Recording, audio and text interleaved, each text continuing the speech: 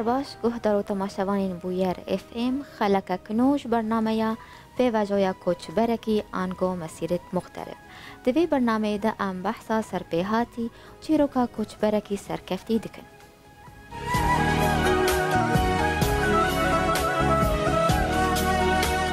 میوانی ما یه وی خلکی پیجیشک کرد کره باجار قامشلویه دکتر عبدالوهاب درویشه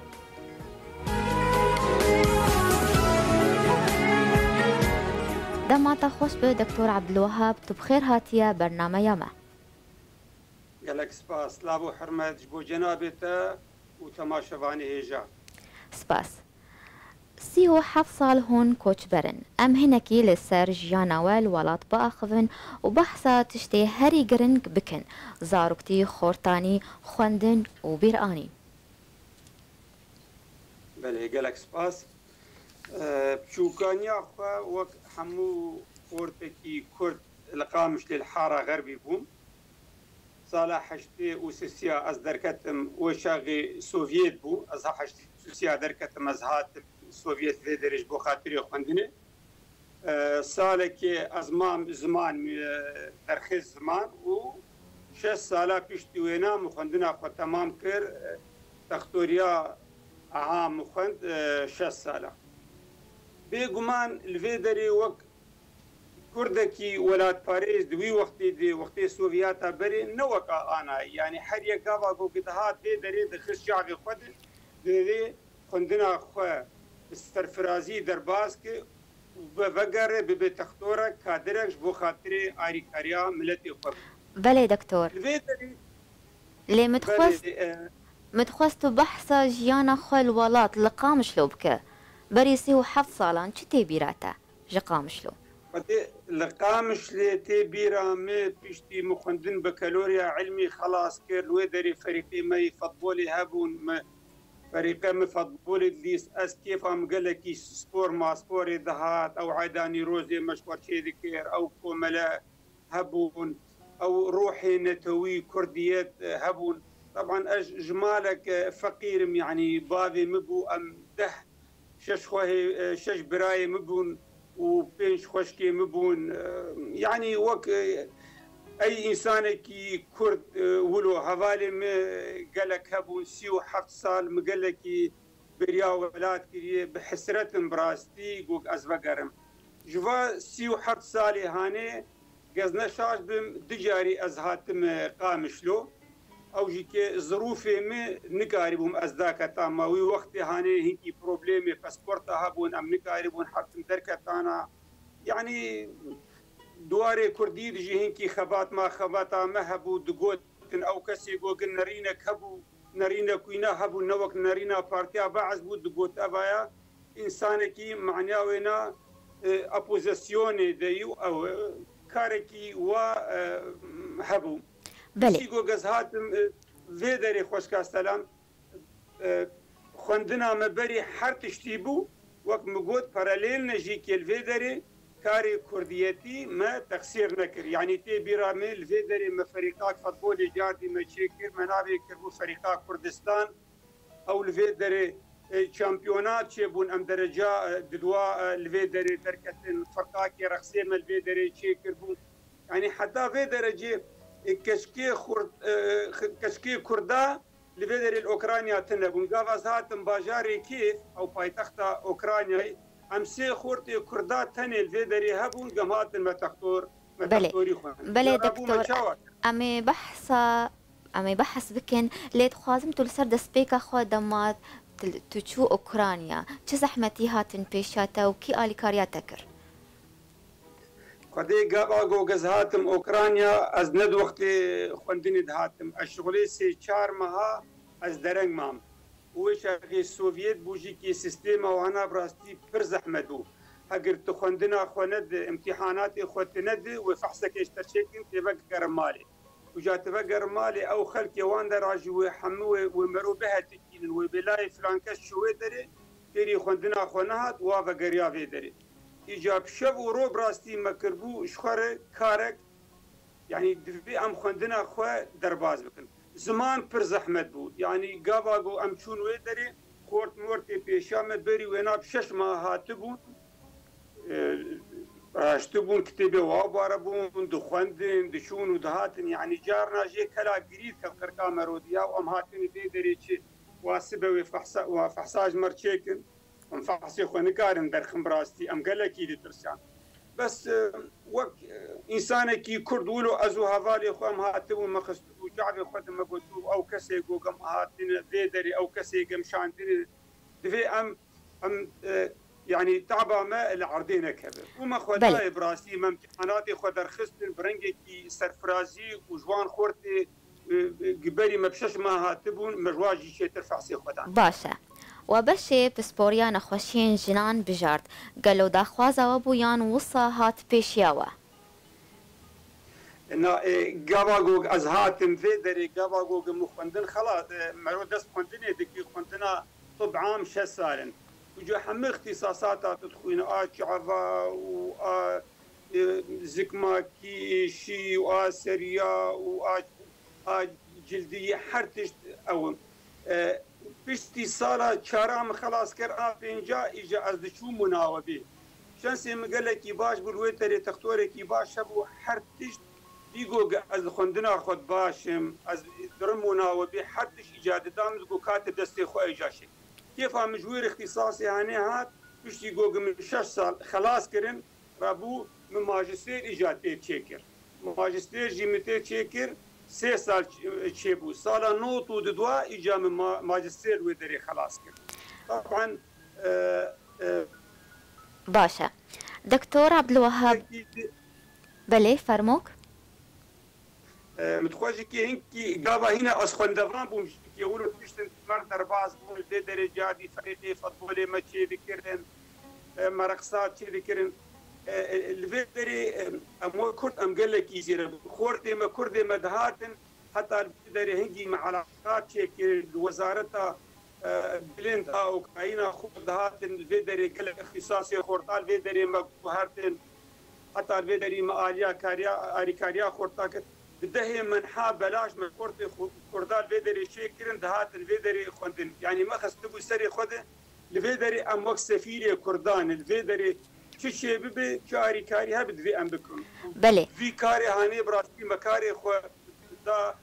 بردوام كر بدهي خورتا وقت مقود هات الفيدري خوندنا فكر المنحي خوندني من الفيدري بلاش وانا تشيري بلي دكتور از دخوازم بزانبم قالو چقاس كرد لوي ولاتي هبون و تايبات ين بيجيشكي دخوندن اگر نافن هبن تجمرة بيجه نافن بري مخورتا كبو جرد بيجي الدكتور زبير عبد الله تختور بو الحسجة بو تختوري داخلية بو انا الهولندا يقزنا شاشبن قال لك سلاف جيرجي قربلتي انا مدينه بشي تختوري خلاص كرهات حسيتها وتشتي وتشو هولندا دكتوره كي ذهب خليل عمر او تجعام بودي بو او انستزيولا بو تخدير وانعاش بو قزنشاش بم انا اوجي كي المانيا اي مرجي دخندن خورتك جي انا لالمانيا جي كردي مي اي اشيت يا ابراهيم خليفه جيرد غوتن وخورتك يدجي هي لهولندا اي امسسي بوشخو جيرد غو صلاح علي اوجي كي امسي حبون الفيدري اوغما خوندنا خوما بفدور خلاص باشا بشتي جو هون درچون و باورنامه خو ورگرتن و چکر بشتي ما خوندنا خو خلاص كر وقو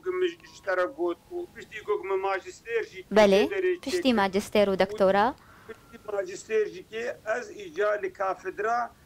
تختوري بيركا وزاروكي از مكار دكر نخوشخاني اسمي بيركا مكار دكر او جراحه توليد اشتوا حموكا تم خونك بوجمر متخص جوج از بقرم كردستاني از خدمتها ملتي خوبك ظروف نهات المكاريب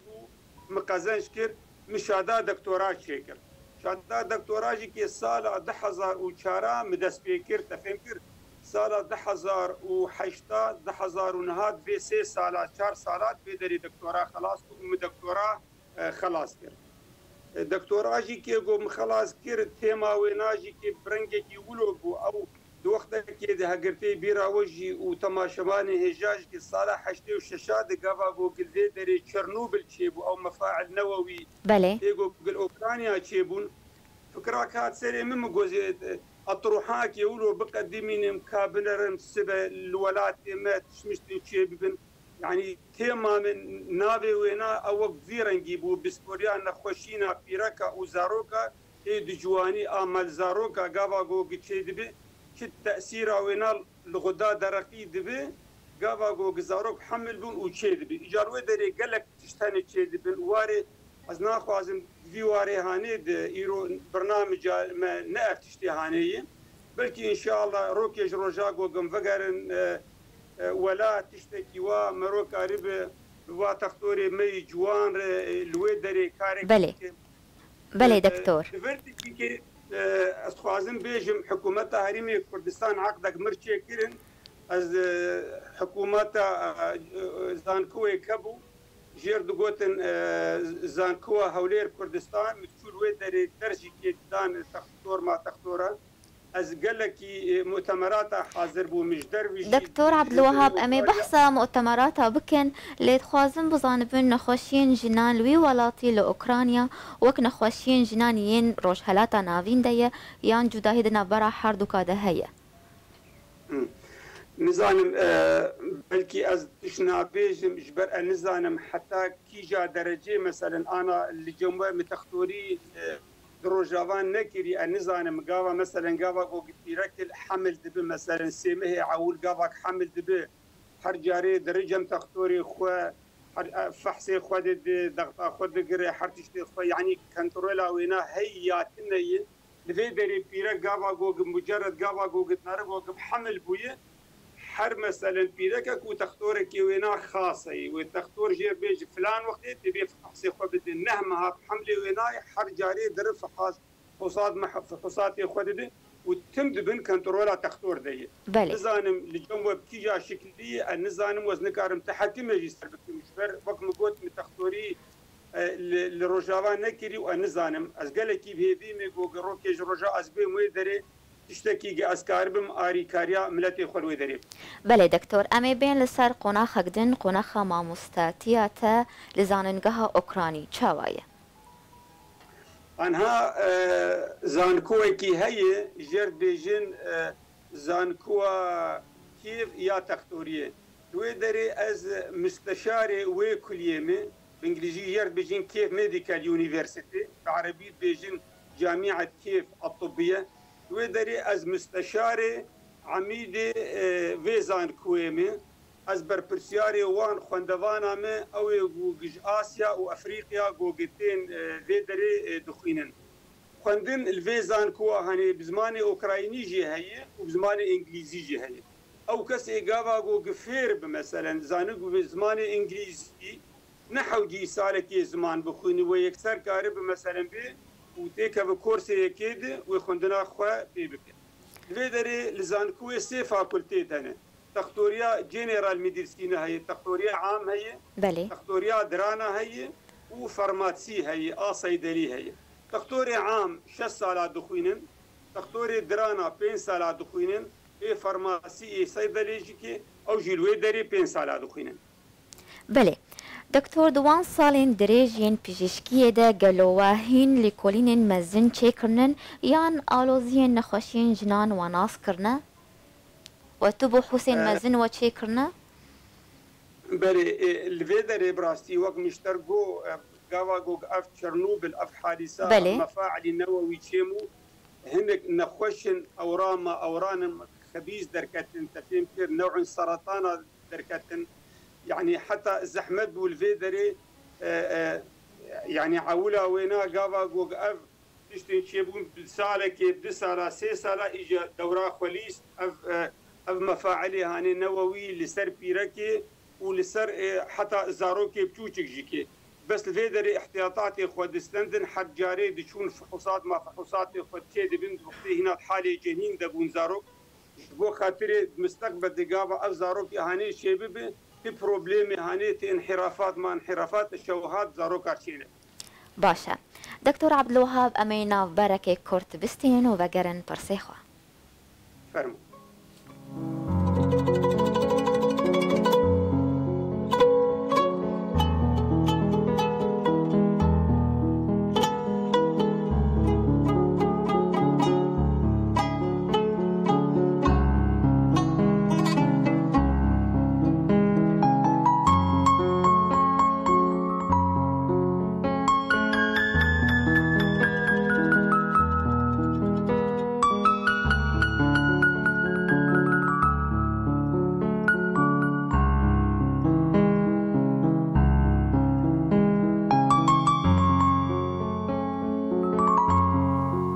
جار كدن هون بخير هاتنا گهدار و تماشاوین بویر اف ام دوی خلکانوش برنامه پیواجویا کوچ برکی میوان خلکامه دکتور عبدالوهاب درویش کوچ اوکرانیای مرایه جار كدن تو بخير هاتیه دکتور عبدالوهاب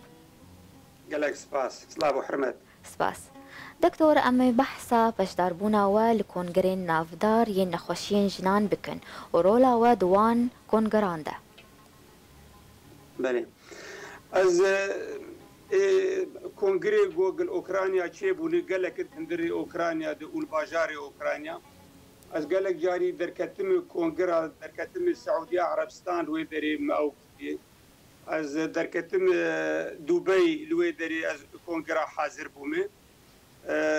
قالك الويدري قالك تختور ما تختور تي مرو هردو ناس علاقات ويدري مرور شيء تبي قافا او تختور انا مثلا تبي تشكي جولاتي تشكي دري ولو دسكو سياق نقابه مرو شيء تبي قافا تبي مثلا والله اذكر ذاك جي سوريا مورو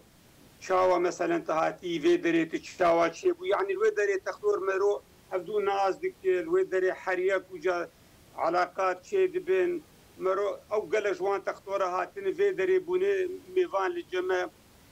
تختوره بدو قال لك دخستن بين في دري حكومتها هريما كردستان مثلا قابا امتحانات ما امتحانات جمانات شيء بين حتى السعوديه عربستان بان مدكيش بو خاطري امتحانات قابا طلاب كورسي ششا او تختور مثلا قابا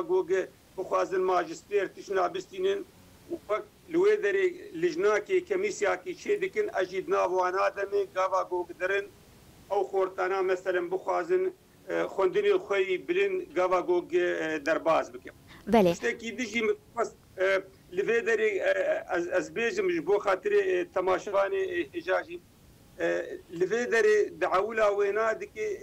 كوملاك ما لويدري هبو كوملا دوستایی آکورد و اوکراینا الویدری مجبور بله دکتور شخو منی بحث بکنات تو یک جوانای دامزراندنا کمالای حوالتیا کردی اوکرانی بکن خباتا و کمالای چیه و چه ارمانجی وینان سالا 2006 ولو فكرة كات براستي مخوست الفيدري قلق كمالا هن الفيدري كمالا دوستاي كردو اوكراينا متشكر اف كمالا هني كمالا كي نسياسي هدفي ونا اف عملتي اوكرايني الفيدري جوج بكردار او بكن يعني تصور بك الفيدري بلكي زيدي بينجي شي سفارة دولتها هنا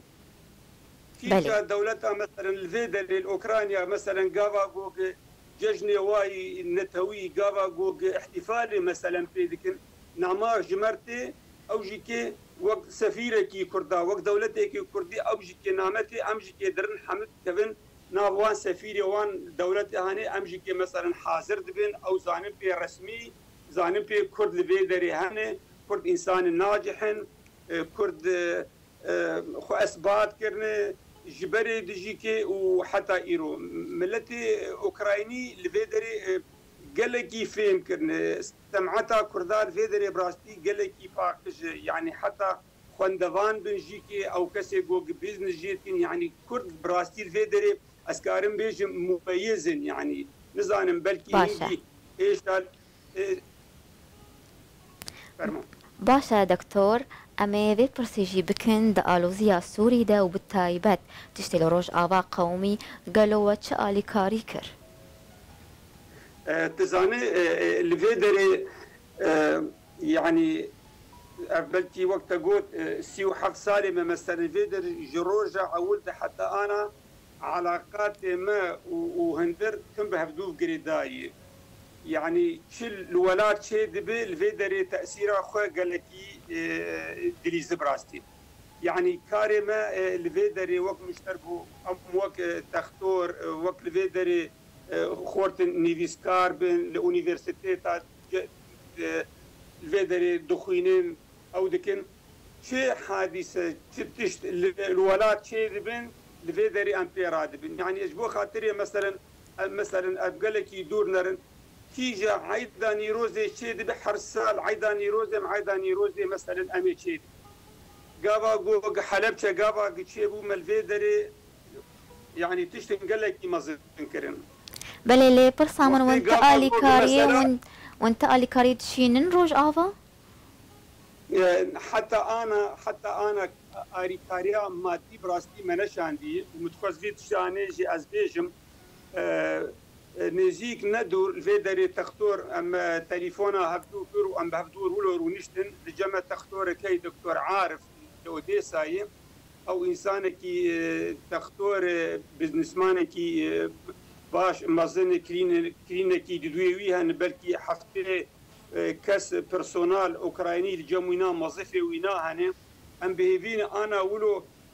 هفقرتنا كي تختوري تشيكن بو خاطري حمو تختوري كردستاني ودوي شاغي ديجي كي از بيجم و بلان كي ماشي هبش بو خاطري ام چكاري بن اري كاري كي بو خاطري روجافا گوگ ام بكن ابيات بلاني مدى براستي بله دكتور دمامة هندك ماي لهنك برسي من هنن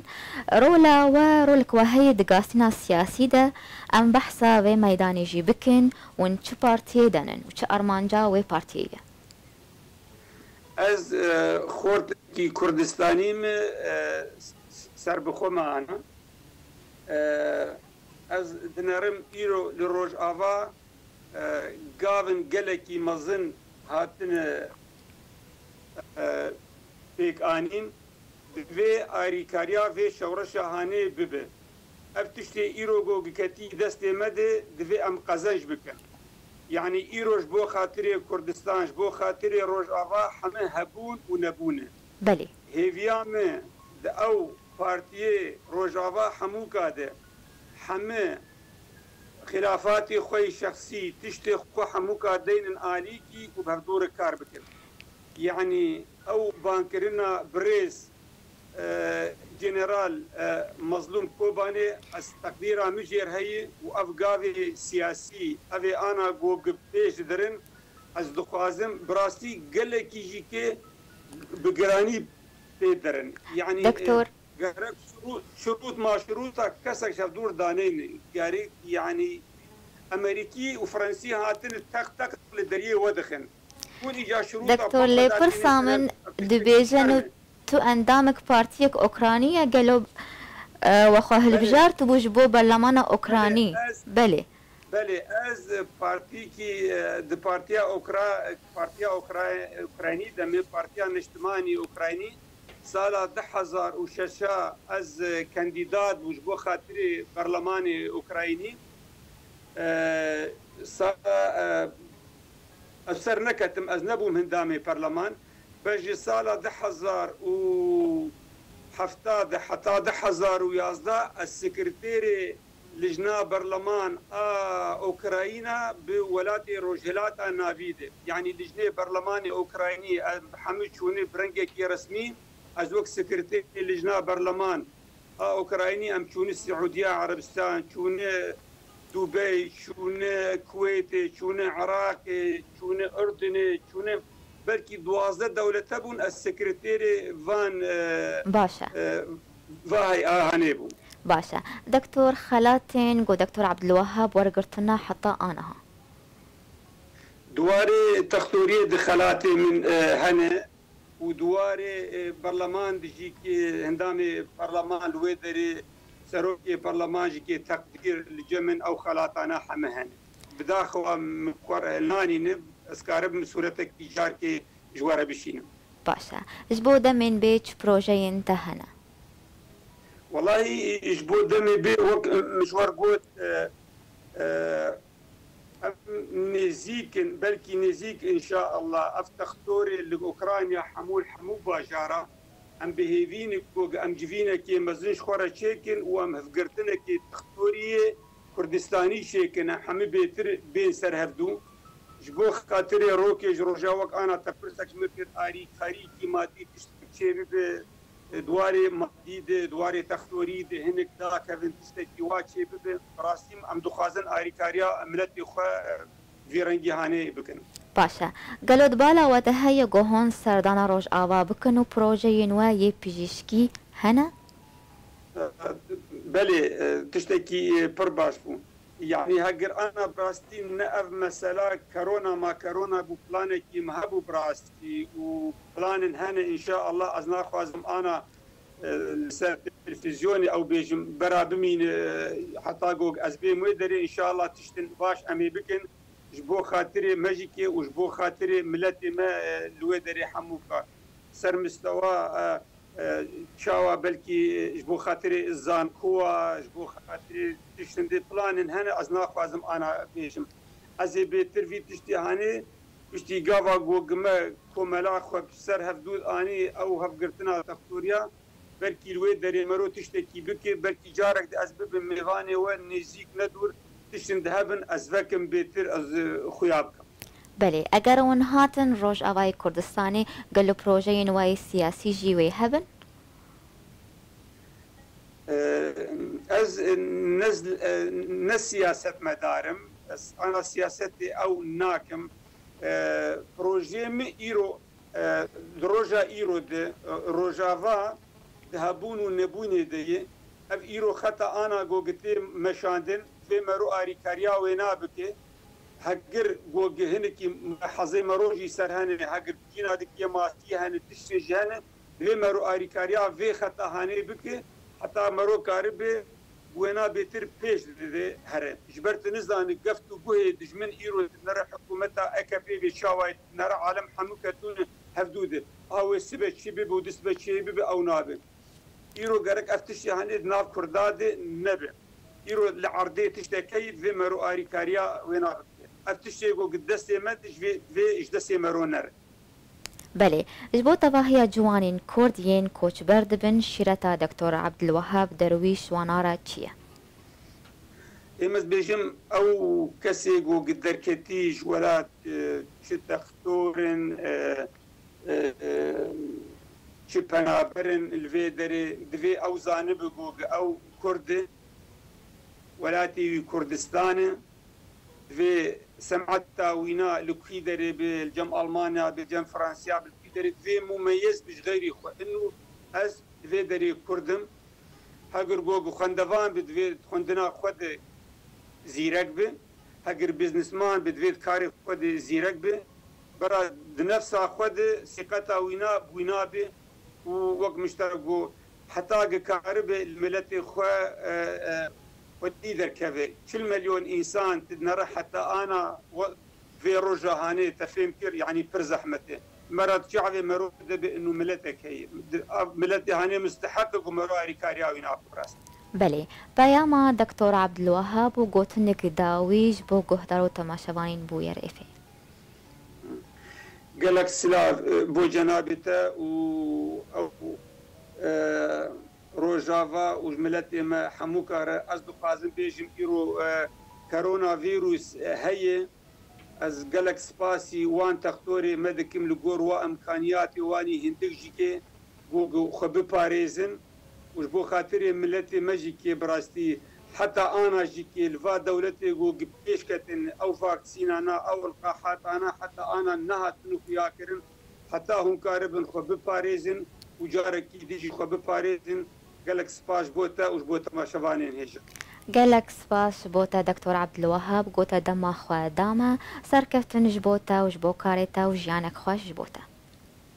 قالك سباس ام بفيرنگي هاتن داويا خلقا خوام بهيوينن ودمك خوش مردر باس کرن سپاسیا هر کسی گل ما گهدار کرل متما شکر سپاسیا میوان خودکم پیجشکی کرد دکتور عبد الوهاب درویش گوش اوکرانیا یم مرابو حتی جارک دن چاشمک دن بمینن کیف و خوشی